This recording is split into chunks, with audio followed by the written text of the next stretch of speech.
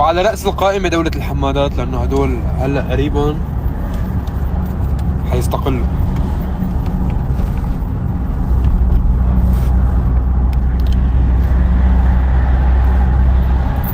هلا المهم ما ضيعوا السيرة،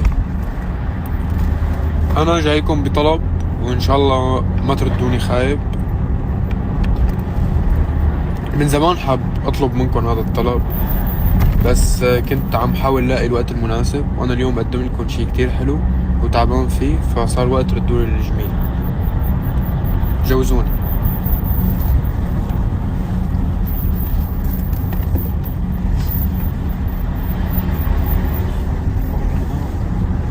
بعد رمضان، بصبر لبعد رمضان.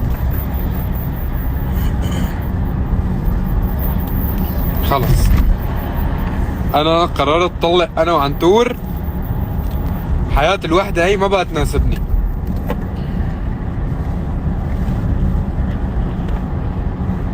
ايه بدكم تفرحوا فيي؟ طيب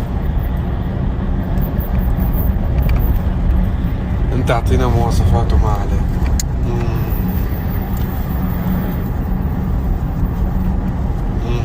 بس لا زيت الدنيا. good question صراحة. يكون عنده جناحين ومنقار وشخصيته قوية.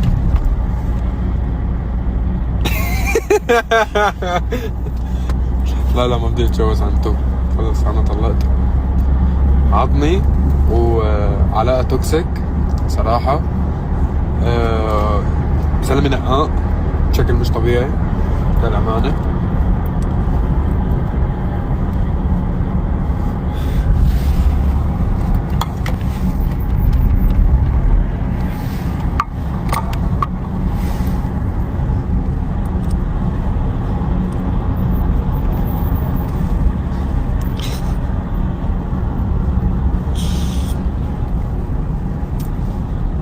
بعدين انه مخه سميك، انه شو ما بقول له شو يا عمي بضل عيد شو خلص شو يه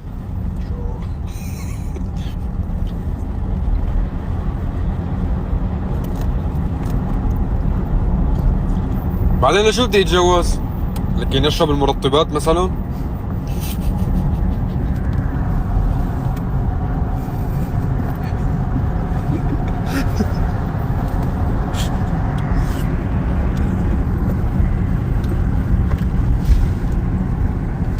هسه صارت فقرة ثابتة.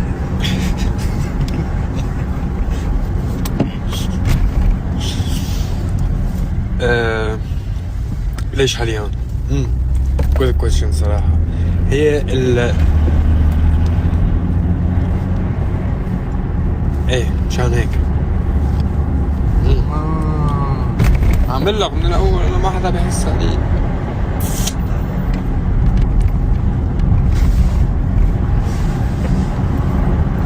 العدد طلع معكم فوق ما لساتني متواضع بعد ما صرت عالمي.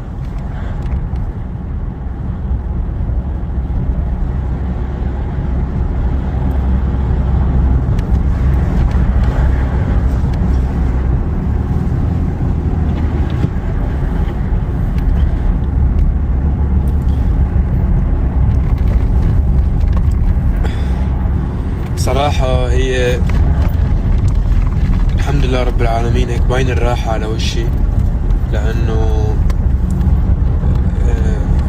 سر سعادتي اللي حرفيا أنا هلا عايشها هي الاستقرار، النجاح، حب الحمادات، كل هاي الشغلات عم تأثر على سعادتي اليومية كلها مع بعض. الحمد لله.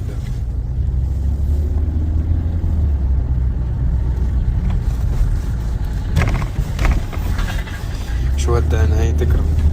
طلعتوا تضحكوا على دقني أول اشي، لكن ربنا كبير، ربنا كبير.